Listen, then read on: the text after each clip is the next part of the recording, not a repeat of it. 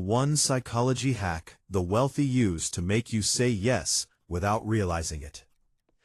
Think about the last time you said yes to something you wanted to say no to.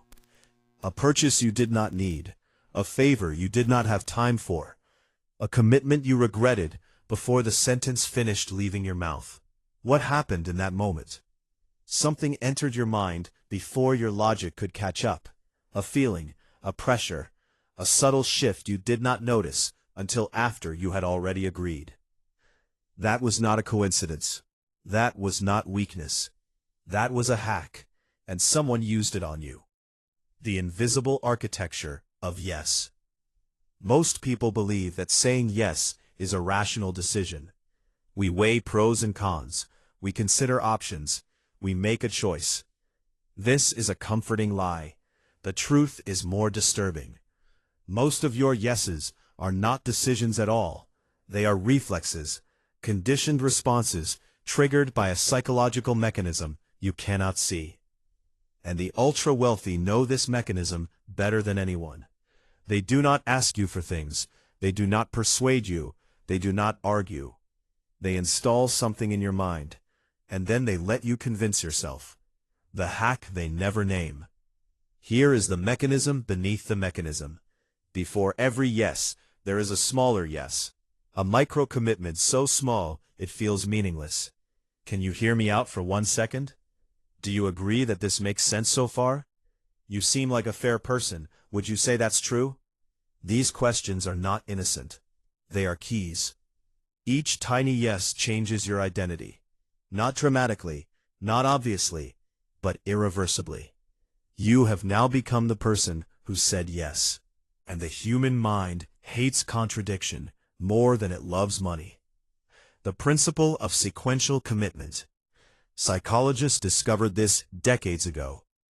If you ask someone to put a small sign in their window, they will refuse. If you ask them to sign a petition first, then ask for the sign, they say yes. The petition changed nothing about the sign. It changed everything about how they saw themselves. They became the kind of person who supports the cause. Then refusing the sign would mean contradicting their own identity. And contradiction feels like death to the human brain. The wealthy do not use this on causes, they use it on you. The 3-step sequence they never break. Step 1.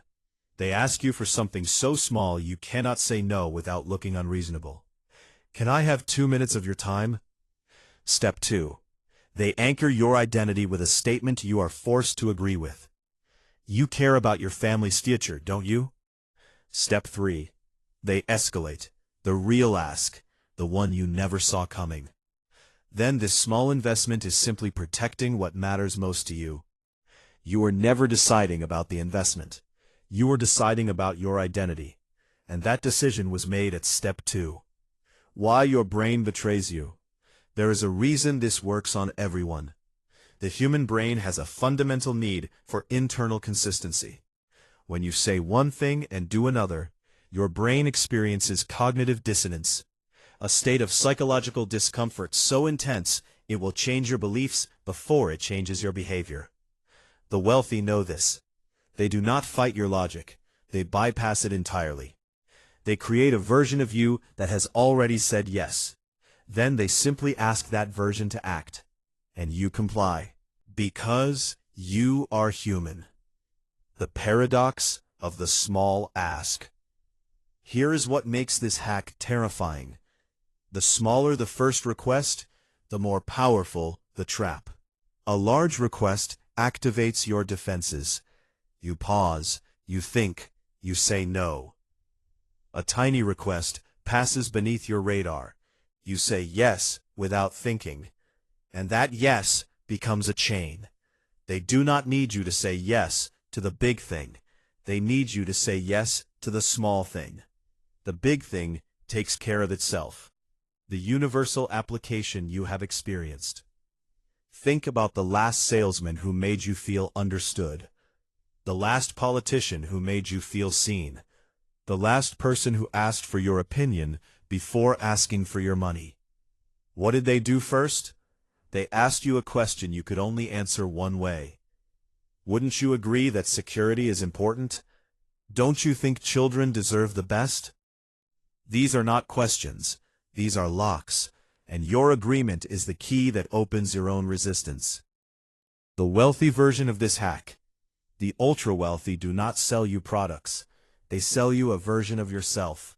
Luxury brands do not sell bags, they sell the identity of someone who owns the bag.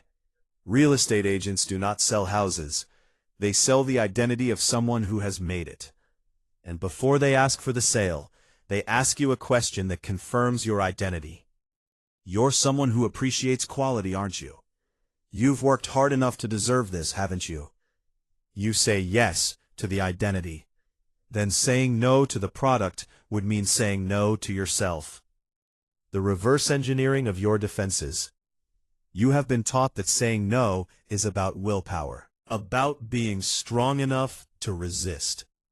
This is wrong.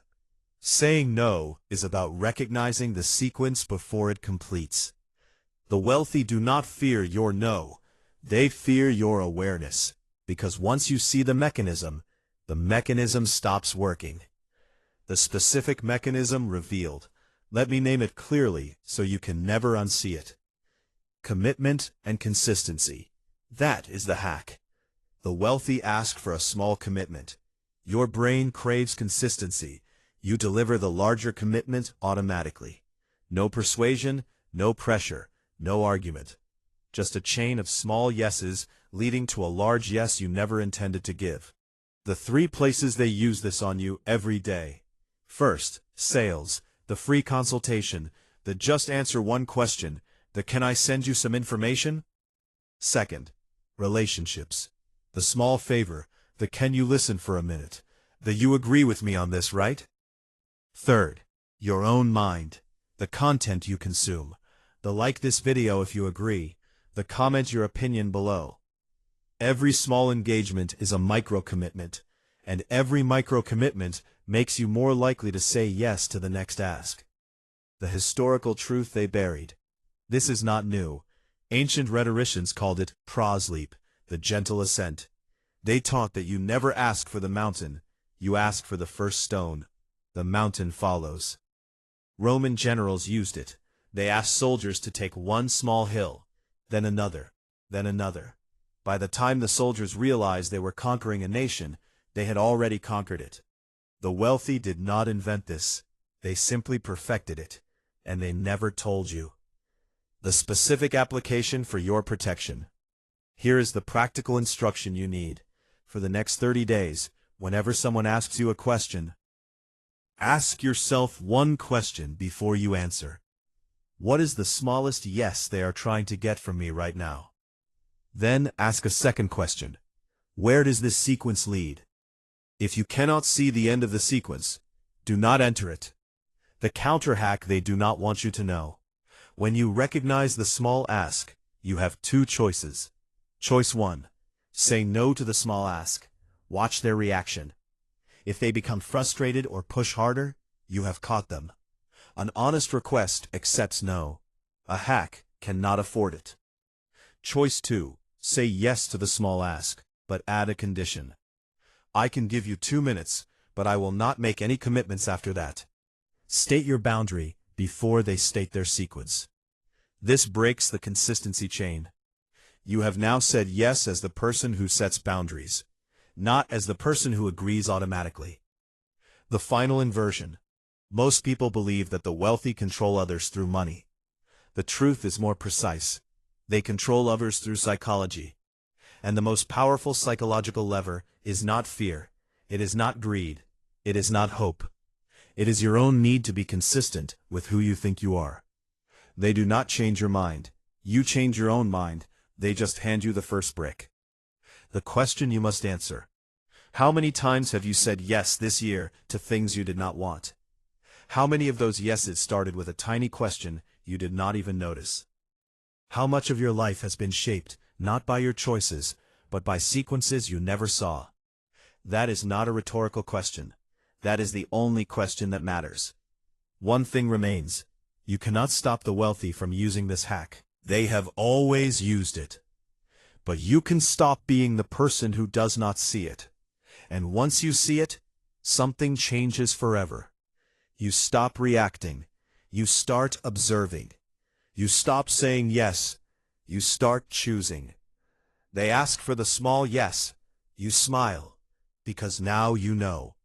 And knowing is the only real power there is. Aware. Write aware in the comments if you have ever caught yourself saying yes to something you did not want. Subscribe. Not because you were persuaded, because you chose to. Next video, why the ultra-wealthy never apologize and what they say instead.